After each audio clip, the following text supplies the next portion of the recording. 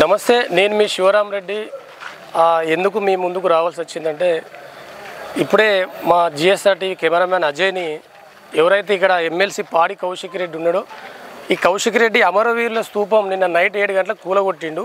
ఇవాళ దాన్ని ఓపెనింగ్, అమరవీరుల స్తూపం ఓపెనింగ్ చేయడానికి వచ్చిండు. మా కెమెరామ్యాన్ అక్కడికి పంపించినందుకు, సార్ మీరు అన్ని హామీలు ఇస్తున్నారు అని ఏ ఒక్కటి కూడా నెరవేరట్లేదు, మరి ఏందని అడిగిన ఒక మహిళ అడిగితే మా కెమెరామ్యాన్ అది వీడియో తీసినందుకు వాళ్ళ ఫోన్ గుంజుకొని మావని తీసుకుపోయి కార్లు ఎక్కించుకొని ఇంటికి తీసుకుపోయి ఇష్టం వచ్చినట్టు కొట్టిండు.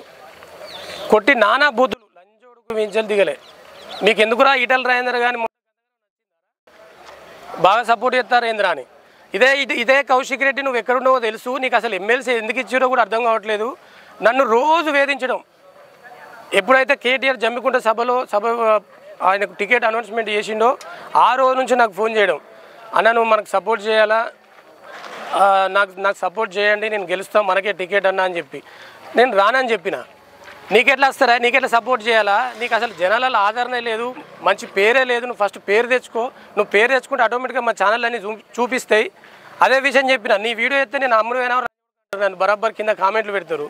తెలంగాణ ప్రజలందరికీ తెలుసు నీ గురించి, నువ్వేం మాట్లాడినావు, తెలంగాణ ఉద్యమం అప్పుడు ఎక్కడున్నావో. సరే మావని తీసుకుపోయి కొట్టినావు, నానా బూతులు తిట్టినావు. నేను కూడా ఫోన్ చేసిన, నీకు ఫోన్ చేసి మర్యాదగా మాట్లాడితే నువ్వేం చేస్తావో చేసుకోపోరా అని చెప్పినావు. నేనేం చేస్తావో నేను చూస్తా. నువ్వు హుజురాబాద్లో రాజకీయంగా పనికి రాకుండా చేయకపోతే అడుగు బిడ్డ. ఒక జర్నలిస్ట్గా ఒక ఆవేదనతో చెప్తున్నా, నా పిల్లాన్ని తీసుకుపోయి కొట్టిన చిల్లరగా శివరామ్ రెడ్డి జిఎస్ఆర్టీవీ ఏంటో చూపిస్తాను నేను నీకు రాబోయే ఎలక్షన్లో. ఇవాళ ప్రెస్ మీట్ పెడుతున్నా, పోలీస్ కంప్లైంట్ కూడా చేయబోతున్నా.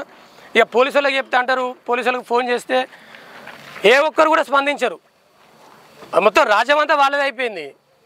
ఈ దొంగ కొడుకు మొత్తం ఇసుక మాఫియాల కాడ, మెడికల్ మాఫియాల కాడ, రైస్ మిల్ల కాడ వసూలు చేసుడు. నాలాంటి జర్నలిస్టుని తీసుకొని ప్రజల కోసం పోరాడినందుకు, ఈటల రాజేందర్ హుజురాబాద్లో కీలకంగా పనిచేసినందుకు నా మీద కక్ష కట్టి నీకు సపోర్ట్ చేయకపోతే మామని తీసుకుపోయి ఈ రకంగా టార్గెట్ చేస్తావా? సరే మేము కూడా జర్నలిస్టులు అంటే ఏందో చూపిస్తావు, ఆ రోజు వస్తుంది బిడ్డ నీకు.